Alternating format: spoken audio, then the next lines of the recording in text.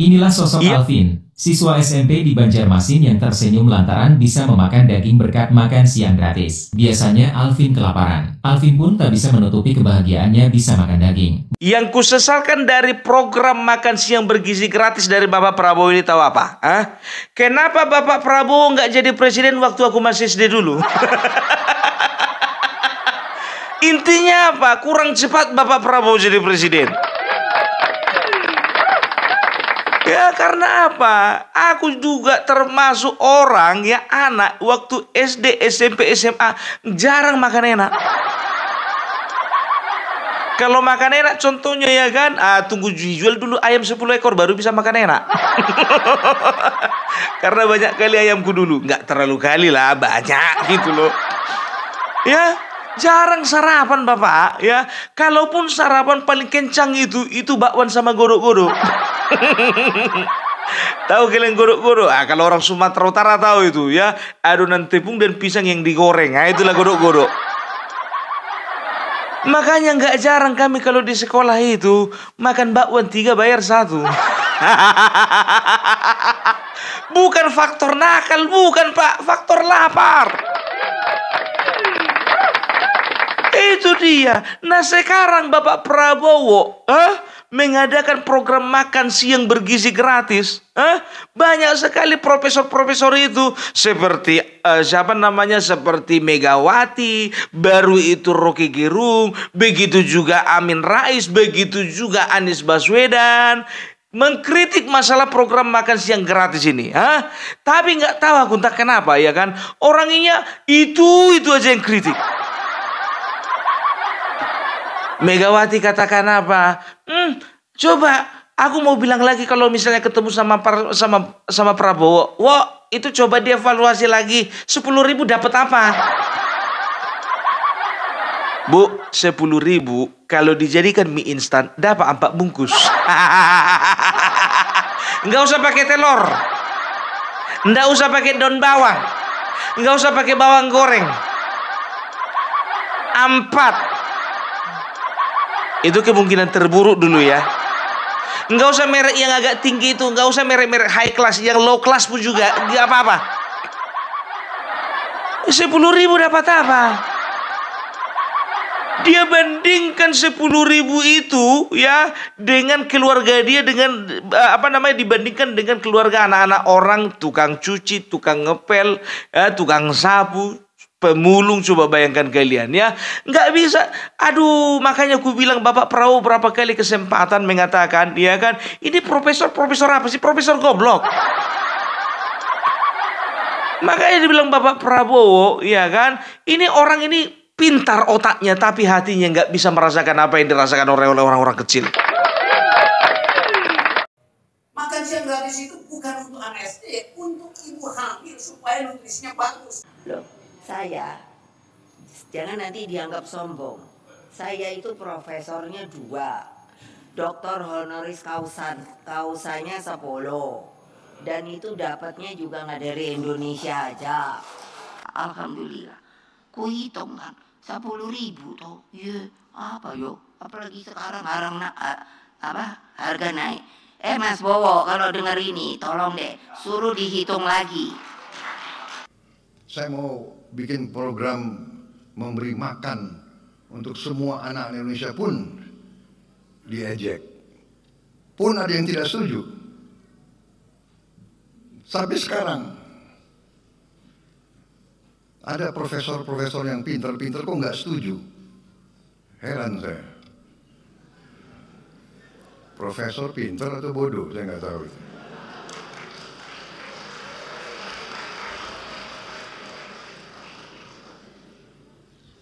Mungkin pintar otaknya, tapi hatinya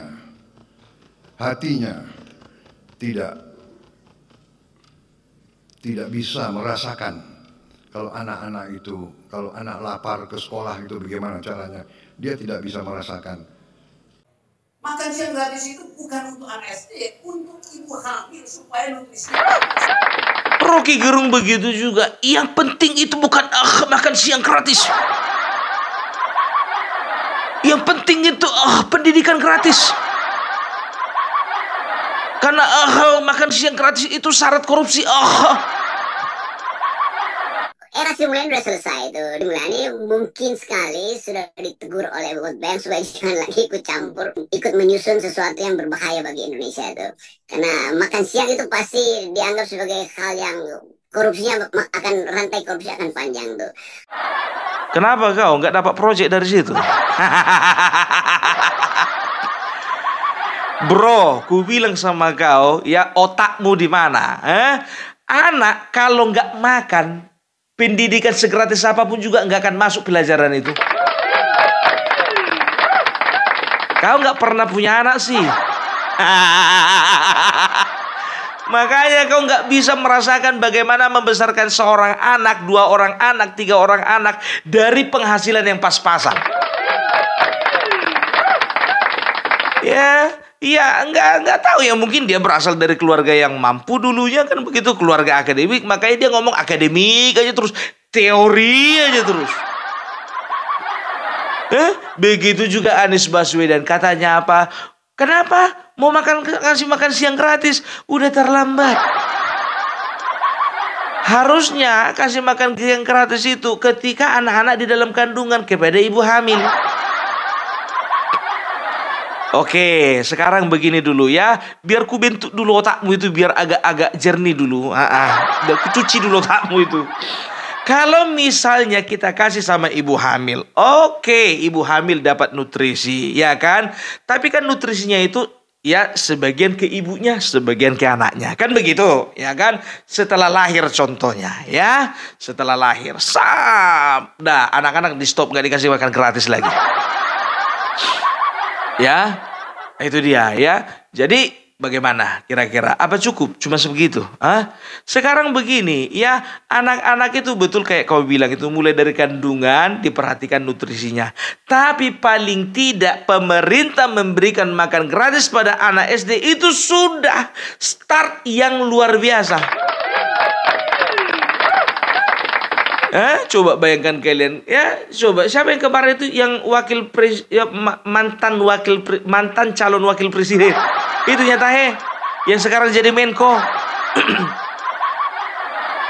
Dia katakan apa, kalau kepada ibu-ibu hamil kita berikan kita berikan tunjangannya atau berikan subsidi.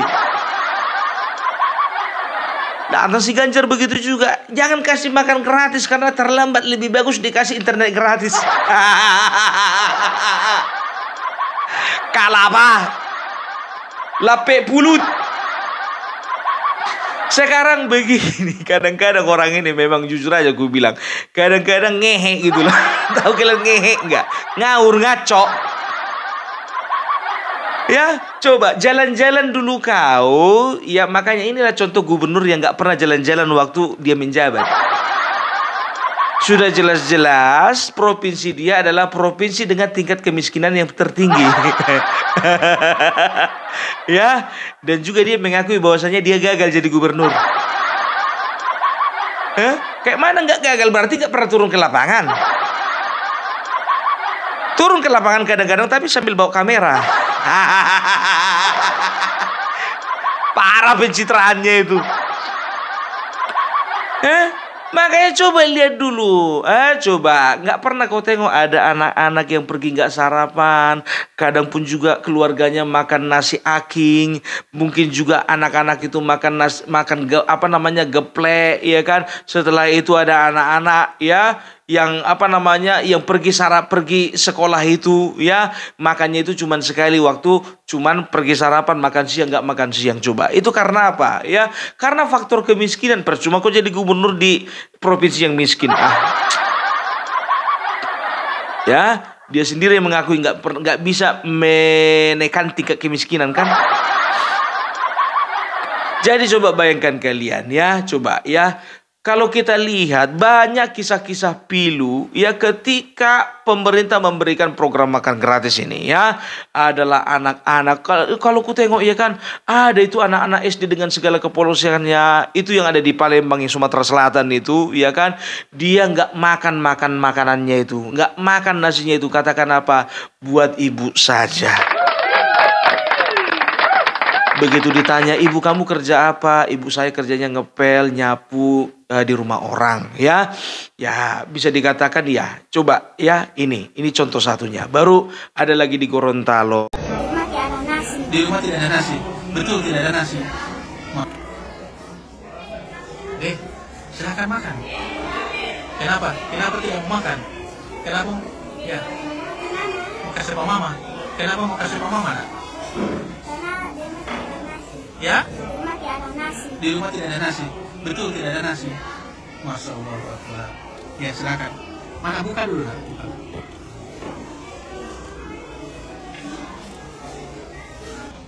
Oh ya, kenapa tidak dimakan? Saya mau bawa untuk ibu. Kenapa tidak dimakan? Di Jakarta juga begitu.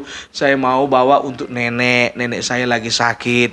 Ada lagi bawa untuk kakek. Jadi artinya apa? Ini adalah potret di mana kita bisa melihat bahwasannya ya, program makan siang gratis ini efeknya atau dampaknya luar biasa besar. Ya.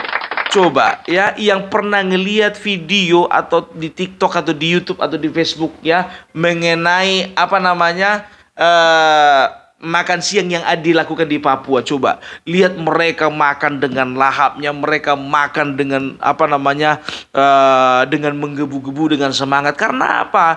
Karena mereka itu memang mungkin mereka tidak merasakan bagaimana enaknya makan gitu loh. Karena apa? Keterbatasan biaya, keterbatasan ekonomi. Kan begitu. Ada lagi anak Papua ya yang apa namanya anak SD, dia bawa, tahu kalian apa? Dia bawa keladi 2 sudah direbus. Ya, begitu ditanya gurunya, untuk siapa itu? Untuk saya 1, untuk ibu 1. Ya. Jadi masih gimana aku bilang ya?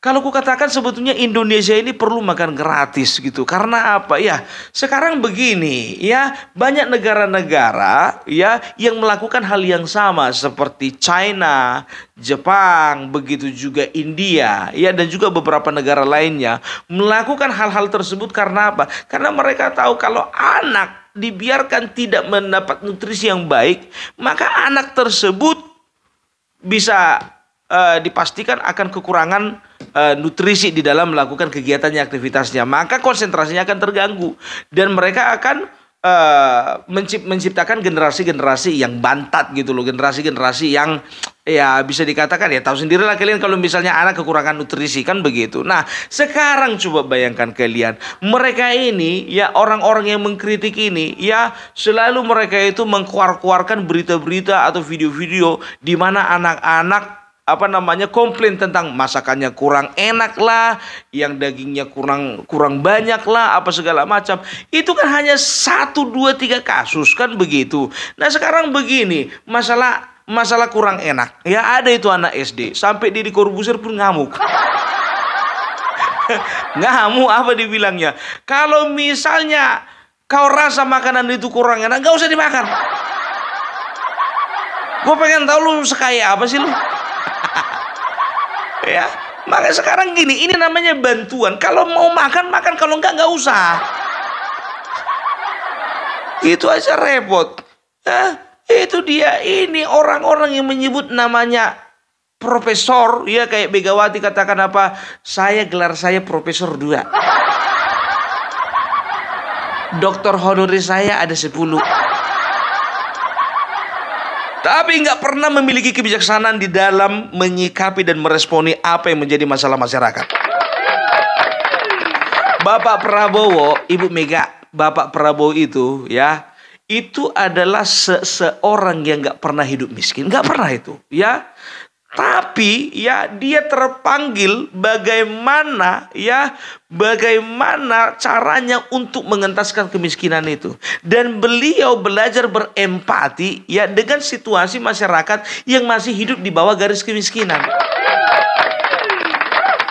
Ya kalau kau anak presiden, Rocky Gerung mungkinnya anak seorang akademisi, begitu juga Anies Baswedan anak seorang pedagang misalnya begitu, ya, atau misalnya anak-anak petinggi, ya nggak pernah merasakan sakitnya jadi orang miskin, ya, karena apa? Karena memang mereka berasal dari orang kaya, mereka nggak mau belajar. Intinya bukan karena mereka itu asalnya dari anak orang kaya atau bukan, intinya mereka nggak mau berempati terhadap situasi negeri ini, itu aja. Kalau mereka punya empati terhadap anak-anak Indonesia, mereka nggak akan pernah keluarkan statement-statement seperti itu. Apalagi internet gratis. Kalah apa? Internet gratis. Kalau internet gratis justru itu yang membuat anak nanti buka-buka yang enggak. Banyaklah nanti bunting di luar nikah. Gara-gara internet gratis. Sekarang masuk ke kedalaman Papua sana, iya kan? Ganjar, dengar dulu nih Ganjar. Masuk ke dalam Papua sana, ya. Kau tanya dulu sama anak-anak di sana yang naik ke gunung sana, biar tahu kalian. Tanya dulu sama orang sana, ya kan?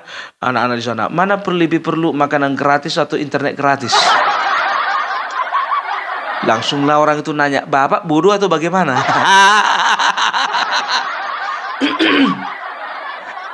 Langsung kau diajukan pertanyaan seperti itu. Apalagi Rocky Gerung. Sorry dulu Rocky Gerung, ku bilang sama kau, ya, kau sudah berbuat apa untuk bangsa ini?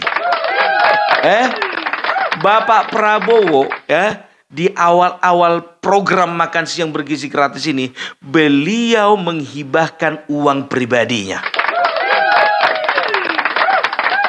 Kau udah berapa rupanya kau keluarkan untuk bangsa ini? Kampret. Kalah apa? Letiung. Aku kesal kali kayak gini. Udah nggak bisa berbuat apa-apa. Ngomongnya besar.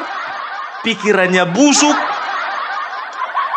Sok komentar pula lagi. Nggak usah komentari perut orang. Biarkan negara ini memikirkan perut daripada rakyatnya masing-masing. Udahlah, kau kalau mau ngajar aja. Ngajar sana. Pendidikan gratis. Ku bilang sama kau dulu, pendidikan gratis seperti apa? Indonesia sudah menerapkan pendidikan gratis mulai dari SD, SMP, SMA. Itu dia, ya. Aku harus aja dulu profesor ini, serius. Nggak tahu kau rupanya itu program wajib belajar 12 tahun. Ya tapi nggak semuanya negeri kan swasta. Kenapa pilih swasta nggak pilih negeri? Jadi orang kalau masuk ke swasta berarti itu dia mampu untuk membayar uang sekolah, kan begitu. Nah bagi yang nggak mampu, ya negara sudah memberikan solusi, ya sekolah negeri. Gitu loh, itu yang pertama. Baru yang kedua, pendidikan gratis sampai mana? Sampai kuliah. Sekarang kutanya dulu sama kau, ya. Sekarang sistem pendidikan tinggi, ya, sistem pendidikan tinggi itu memang mengharuskan dana yang besar, uang teori, SKS, uang praktek segala macam, ya. Negara untuk saat ini masih belum, ya, kepikiran ke sana, tapi mungkin menuju ke sana. Yang pertama masalahnya yang pertama itu di Indonesia ini lebih banyak universitas swasta daripada negeri. Sedangkan negeri aja masih harus berbayar, kan begitu, apalagi swasta. Gitu loh, kau tanya dulu sama anak-anak mahasiswa yang di universitas negeri itu, kalian bayar atau enggak? Kalaupun gratis itu cuman program beasiswa, enggak semuanya mendapatkan pendidikan gratis gitu loh, ya. Pelan-pelan, ya. Kalaupun contohnya Indonesia bisa melakukan hal tersebut, kurasa makan waktu yang lama. Kau tanya dulu Jerman, kau tanya dulu Australia, kau tanya dulu Amerika, kau tanya dulu Kanada, ya.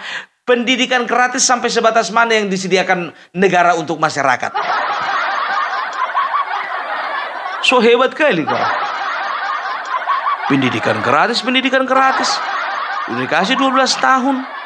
Kan begitu. Kurasa pun 12 tahun itu kalau digunakan maksimal itu akan memberikan efek yang luar biasa. Ya kan begitu, ya. Setelah itu coba Pak, kalau misalnya contohnya ingin berkarya, ingin berusaha, ingin bekerja, ada solusi lain, apa itu? SMK. Kan begitu, semuanya kan diserahkan kepada orang tua. Jangan dikit-dikit negara, dikit-dikit negara. SMK itu makanya, ya itu pendidikan vokasi, ya. Mengajarkan bagaimana anak-anak berwirausaha, berwira swasta. Nah, yang perlu digalakkan di Indonesia itu bagaimana sekolah-sekolah dan juga SMK menggalakkan materi mengenai wirausaha. Itu yang penting. Karena jujur saja, menurut statistik dan juga observasi para ahli mengatakan bahwasanya Indonesia ini, ya, wirausaha, orang yang menggeluti bidang wirausaha di Indonesia ini hanya 3,8%. Nah, sedangkan untuk di Indonesia ini masih punya peluang untuk 15% wirausaha baru untuk menciptakan lapangan kerja, gitu loh, ya. Jadi bisa dikatakan 15%, 3%, ada 18% peluang masyarakat menjadi pengusaha. Itu perlu kau lakukan. Kalau semuanya jadi ahli tata negara kayak kau, untuk apa? Ahli filosofi. Negara ini nggak perlu terlalu banyak ahli-ahli filosofi kayak kau. Nggak perlu terlalu banyak ahli tata negara seperti Refli Harun. Gitu loh. Orang ini yang menyatakan dirinya pakar. Pakar tata negara, pakar filosofi, pakar sejarah, pakar siapa Suryo itu, pakar telematika. Jadi begitu, ya. Jadi jangan kalian itu berpandangan negatif terhadap program makan gratis ini, ya. Tapi ku bilang sama kalian untuk pihak sekolah, coba perhatikan dulu, ya. Pastikan dulu nggak ada anak-anak dari orang-orang ini atau cucu-cucunya yang makan gratis itu. Ya, dan juga kalau misalnya ada famili kalian Rocky Gerung, Anies Baswedan, Ganjar, begitu juga Megawati, kalau ada famili kalian yang masih hidup susah, jangan coba-coba makan makanan gratis. Kalau apa? Awak yang panas kalian bikin. Banyak kali komentar. Ingat ya, yang komentar-komentar di media sosial, jangan coba-coba makan makanan gratis. Nggak barokah jadinya.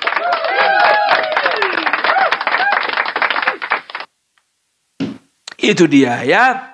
Semangat terus untuk Bapak Prabowo. Kami rakyat mendukung program pemerintah apapun itu, karena kami tahu program yang dijalankan Bapak Prabowo adalah program yang terbaik untuk negara ini.